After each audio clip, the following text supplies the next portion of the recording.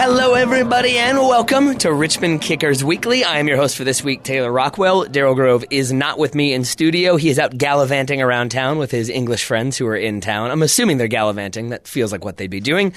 So instead of talking to Daryl, I'm going to be talking to David Bulow, the Richmond Kickers head coach. Kickers got their first win this past weekend, so they're now 1-2-1 on the season, heading into this weekend's match at home against the Chattanooga Red Wolves. David talks about how the team has sort of rebounded from their slow start and what they've been doing to allow that rebound to occur, as well as some of the players that have been heavily involved in getting the Kickers on the right track. He gets into their opponent for this weekend, Chattanooga, as well as his thoughts on Daryl Grove and my analysis in some of our shows so far. Some things we could do better, some things we're on point about. I appreciated all of that. Hopefully you will as well. So with all that said, I will simply say, with me now, I've got Richmond Kickers head coach David Bulow. David, thank you as always for taking the time to come on the show. Anytime. So we're recording this after Man United lost 2-0 to City. I'm a Man United fan, but also after Daryl's Wolves defeated Arsenal, who I've only learned today is your team. So between the two of us, who do you think is more unhappy right now? Me, of course, me. It's eternal suffering of an Arsenal fan, so it's absolutely me. United wasn't going to make the Champions League anyway, so this was a chance to jump ahead of Spurs, and it's obviously very disappointing. So 100% me. So 100% you. I like that you stated some things that are like maybe debatable as fact, but I feel like that's kind of your domain as a head coach to do such things. Well, I also think if you're honest with yourself as a United fan, you don't want Liverpool to win the league anyway. So that is definitely true. It's clearly me. That is definitely true.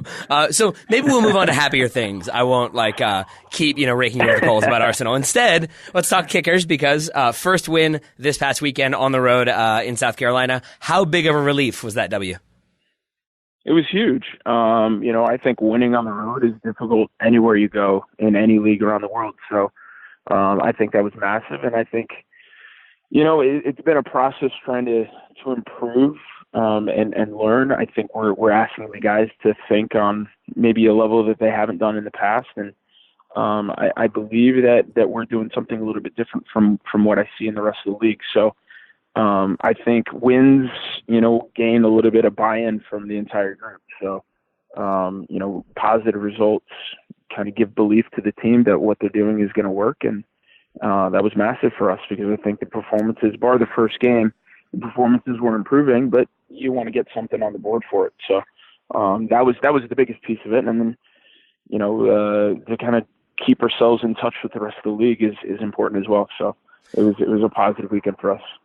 You mentioned that you think you all are doing something a little different than the other teams in the league. What exactly do you think it is that makes y'all different?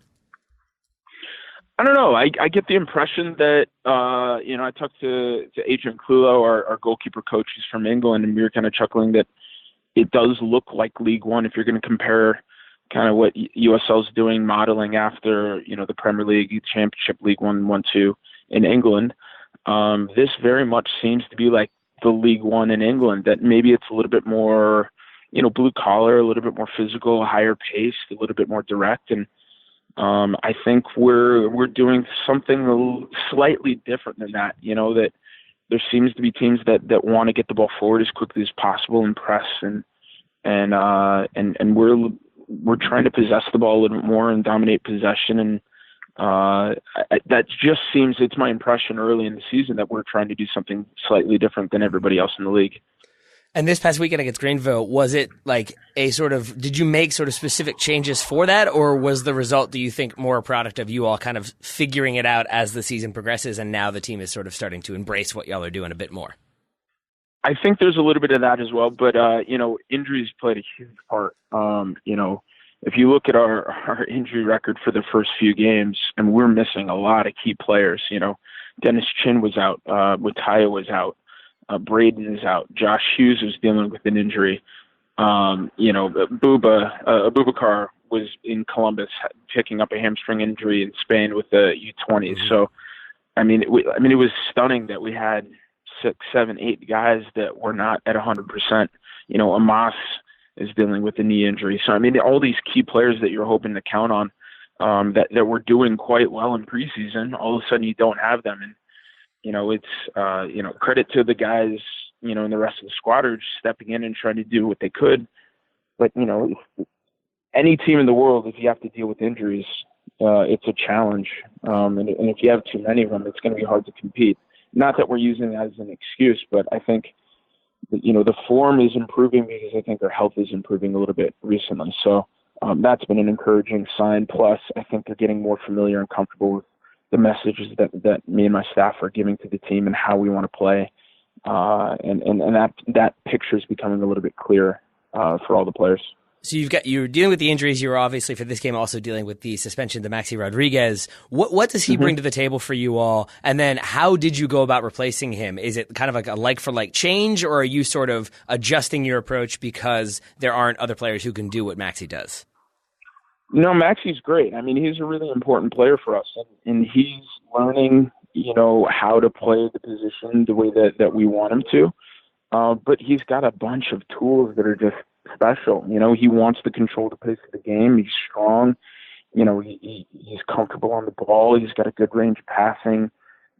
He can win a tackle. So, I mean, we've said from the start, each player we bought in for a reason, and he fits a particular role that as he learns it, he's going to be, stronger and stronger. And you'll see he's going to be a more and more important player for us as we move forward.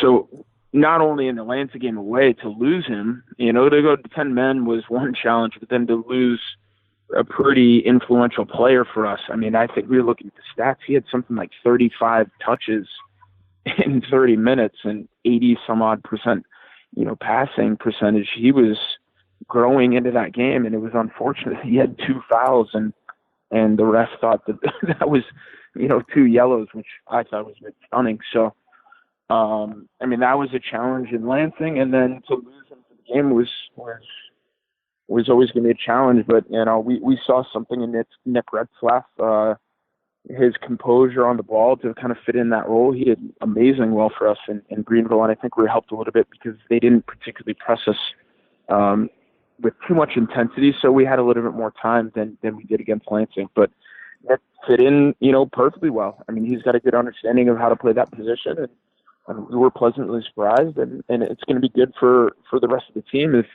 we understand there's guys that we didn't expect to play well that can step in and kind of push, and that competition, I think, is going to make us stronger moving forward as well. And then Joe Gallardo gets the only goal, so obviously the game winner there. It is up for, I believe, goal of the week. Can I assume that you've already voted for it? I cannot say that, but I can't confirm how many times I've voted, but it's clearly the best goal of the week. I mean, it's not even close. I mean, the kid's magic. I mean, that was any level in the world is that's Sports Center level stuff, in my opinion. I've been trying to it's not even close. I've been trying to figure out how to phrase this question, because I know it's not like that's a practice thing. There's no way that you drew it up of, hey, dribble through 9 people and score. But in that moment, from what you've seen of him in training, is that a type of sequence that you kind of expect to see from him and have been expected to see from him because of his technical ability? Have you seen that in training where he can kind of coast through defenders, or did he kind of spring that on you out of nowhere? No, I mean, I think my PlayStation controller on the bench helps. So don't tell the league that one. Just a lot of B buttons and triggers for that one. No, I mean, he's a really gifted player, and that's just individual brilliance. And those players are hard to come by, and that's just instinctual. That's just the gift that he has as a player. I mean, I can't teach him that. That's something he's had in him since a young age, and it's unpredictable and it's exciting to watch. And when I learned that he was available for us, I mean, it took me 10 seconds to watch a video of him go, "Ooh, I need that, please."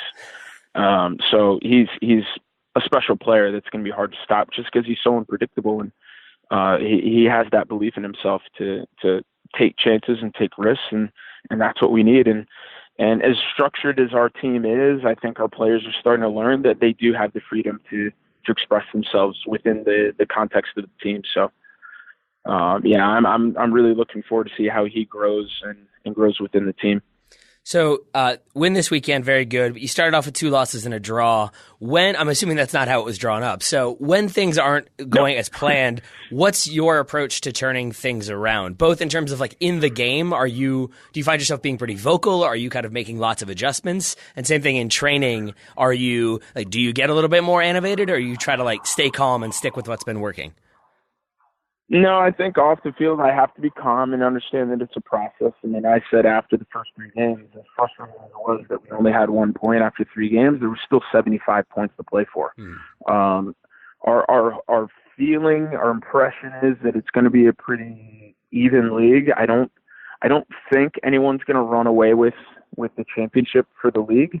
And even saying that, with playoffs, you don't really have to finish first. You just have to finish in the top 4 and hopefully have some form at the end of the season, and then it's just kind of the hottest team left is probably has the best chance. So if you think about it, if you're saying there's an average of 2 points a game, you're looking around 50 to 55 points will get you in the playoffs. And if there's 75 points to play for, winning 15 or 16 games and a few draws here and there should get you there. So I'll be patient in that sense, that it is a long grind of a season. But saying that, I mean, I'm a pretty animated guy anyway. I think the necessity of learning right now, I have to be a bit more vocal than I'd like. So I'm losing my voice much more than I would hope at the end of a game. My preference is to sit in our nice new comfy chairs at the stadium and just enjoy the game, because the players understand, their role and kind of the plan of attack and what the opponent can bring to us. And it's just for me to enjoy with the rest of the fans, some good soccer, good attacking soccer, and some good wins. But I think that's a process that we'll get there, and hopefully we do get there. And if not, then we'll have to kind of be there fighting, shouting, and helping the team over the line. And with that process you're talking about, have there been things that you found harder to implement or challenges you didn't see coming? You've talked about injuries. Obviously, you can never really plan for that. But I'm wondering if there were sort of any like set pieces or tactical approaches or just kind of game plan setups that maybe you thought would click a little bit more than they have so far. No, not necessarily. I think we've been complimented by guys like Dennis Chin said that this is the clearest tactical picture he's ever seen, which is a huge compliment because he's played for some pretty big clubs.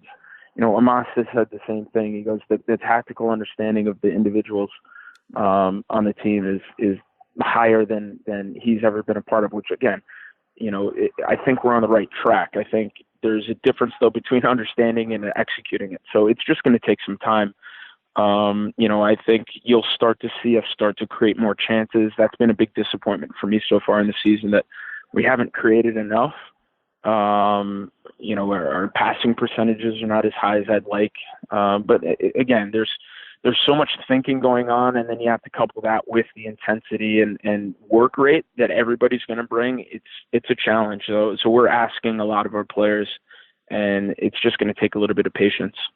And so with the chance creation or lack thereof, is that a thing where then in practice, are you all working on sort of systems or patterns of play to get your players into more favorable shooting opportunities? Is that a thing where just sort of Absolutely. Individual gameplay? Okay. I guess that's what I'm wondering is how do you increase those chances?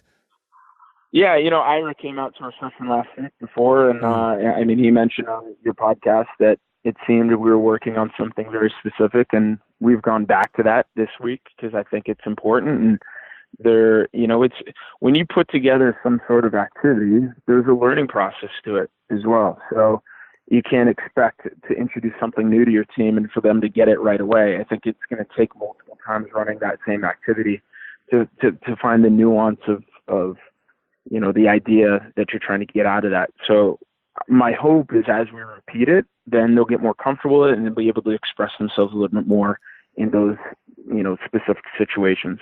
You mentioned the team has very good tactical understanding. Daryl and I like to do a little bit of a tactical breakdown. I don't know how many of the shows you listen to, but I am wondering if there have been times when you have sort of, basically I'm wondering how much have we gotten wrong. I'm wondering if there are times that you've sort of been nope, totally wrong, shaking your head. I'm a huge fan of your guys' show. It's one of my main dog walking podcasts. All right. You guys are League One fun, so yeah, I love listening to it. You know, even with the River City. I mean, we listen to all of it. Meek and I, you know, we've discussed when we're driving to training that it's great that we have this atmosphere of fandom for our league, which is really exciting. And yes, you guys get things wrong occasionally, which is funny. It's fun for us. So I see how they thought that. But again, I have the insight on it, the inside knowledge on it. But I know you guys have been pretty close on most things. You know, I think back to the second goal we conceded against Lansing where Matt Bullock lost possession of the ball. Mm-hmm. He should have passed the ball quicker. If he passes the ball quicker out of pressure, then we wouldn't have conceded that goal. You know, if we would have put pressure on Koifik a little bit quicker before he played that 60-yard diagonal ball, I think it's there's certain breakdowns. Goals especially, when there's breakdowns, it's easy to look at the last breakdown and say that was the problem. Mm-hmm. I think a lot of times there's maybe 5 or 6 breakdowns that happen maybe 90 seconds before that don't seem that influential, tend to be the biggest. Like it starts it all off. You know, it's the tipping of the first domino, and then everything kind of falls from there. So I think sometimes you guys don't go far enough back, but again, it's really challenging to evaluate a game from the outside. I think we have more insight on how things should have gone and why things break down. So, but I think you guys do a really good job. All right, I'll take that. But I wanted to ask you then about that Lansing away game. After Maxey gets the red card, you make an adjustment. Then you all came out at halftime in we kind of called it like a 4-3-2, but with Gallardo it looked like having a bit more freedom. At the time, our speculation was that was you sort of trying to still be a bit more attacking because it felt like maybe the chances were there to get that goal, to get that away win. Is that what it was, or was it just more so you felt like that was the best system to see out that game? So we did a little bit of analysis of the data at halftime. We didn't feel we were stopping the possession of Lansing in the middle well enough. We felt that was a huge issue that we were likely to get exploited if we didn't shore up that part of the field. And that's why we played 3 central midfielders. We had Braden and Greg protecting the back 4 with Joe a little bit more free in front of them. And then I think it was DJ and Matt Bullock were kind of free to kind of attack. And we hoped that their pace was going to cause some problems. It was actually maybe just before the first goal, I thought to myself, this isn't working, just because it was too easy for them to go wide. And unfortunately, I didn't make the change quick enough before, 2 goals go in. But again, I think the goals really more came down to individual execution breakdowns more than the tactical setup. I think we looked back at all of them and said, you know what, if you stick to our principles of defending a little bit, closer, those chances might not come. So I think formation setups are kind of put you in the best position to execute your principles, but it isn't the end all and be all. At the end of the day, it's about execution and decision making. So I think that was the heart of it. But again, I think once we changed to more of a 4-4-1 with Joe out wide, he had a lot more space, and I think he caused a lot of problems. I mean, he was kind of the heart of the first goal, or the goal that we scored. But I think it was just too tall of an ask, 3-1 down, and to concede right after we scored is kind of like, ugh, maybe you can sneak another one, and it's 2-2, 10 men away from home. You'd be happy with that. But I just think there was, whether it was fatigue or understanding, it was just kind of a perfect storm of crapness on our part. I'm sorry to go all the way back to that. We should focus more on when you all did execute. You get the win against Greenville. Now this weekend, you're home against Chattanooga. What are you expecting from them? You know what? I always thought that they were going to be one of the better teams in the league. Looking, before a ball was kicked, they have a lot of experience. They, a lot of internationals, a little bit older side. So, I put a lot of stock in that, the young kids are going to run and chase around, But these older ones, the savvy ones, are going to be able to exploit certain situations maybe a little bit more professional manner. So I think they'll be a strong team as the season goes on, when some of these young teams start to realize it's not like college, where an 8-month season versus a 3-month season is significantly different. Not to say that they can't do it, but I think some of those experienced sides like Madison and Chattanooga will do well over time. So, and then it's also going to be fun. Tim Hankinson was the coach of the Rapids when I was trying to break into the MLS back in 2003 and 2004. So I haven't seen him since then, and it'll be a fun throwback for me. I mean, he tried to give me a chance in the MLS, and unfortunately I was born at a time when roster sizes were only, 22, 23 players instead of the 30 plus that they are now. So, to give me a couple opportunities to play for my hometown MLS club would have been really cool, and I'm grateful for that. I mean, he tried to get me in a friendly against Guatemala at Mile High Stadium, and so yeah, I'm looking forward to see him again, and it'll be another good challenge, and hopefully we're further along now than we were last time we were home, and we hope to put on a good show for the Richmond fans. Actually, that was going to be one of my last questions was, how different do you think this team is for Richmond Kickers fans thinking about attending? Like in terms of even just the mentality or the personnel, is this going to be a pretty different team from the one they saw when last you all were at City Stadium? Yeah, I think it's completely, like I said, the injuries are a big deal for us. Mm-hmm. We're getting healthier now. I think we only have 2 long-term absences right now, so that'll be a huge difference. I think we got a lift from the result away from home last week, so that'll be a positive as well. And I think the guys they're disappointed to have such a big crowd on the first day and have that type of performance, and so not sneak a goal against Tormenta. I think that's stuck with them. So I really think they want to come out and entertain and satisfy the crowd. And the reality is the more we win, the more people we're going to get. And I think we have the potential to establish ourselves as clearly the best supported club in League One. And it's going to be a fun summer in our eyes, moving forward here. And I will be there for that one. I think I'm doing the stadium PA announcing. Any advice or anything you'd like to hear? Do you want me to heckle you, give you my thoughts during the game via the PA? Would that work for you? Mostly don't swear. Okay. That's the biggest one. Yeah, please don't swear. Okay. But no, I don't think so. I think just make sure you pronounce the names right. Oh boy. Phonetic spelling on that little card, that'll help. And if you want to heckle Chattanooga, that's fine too. All right, and it is David Bulow, right? Let's start there. I'm not getting it wrong, right? It's not like David Bulow, and I've been doing it wrong this whole time. Elliot's way off with the Bulow. I don't know where he gets that from, but. All right, good. Well, David, I really appreciate you taking the time as always, and we will be sure to go even further back with our analysis when breaking down all of the many goals you all scored this weekend. Well, hopefully we're not analyzing any goals we concede. So. That's the goal. All right, David. Well, good luck this weekend, and we will talk to you soon. Thank you, guys.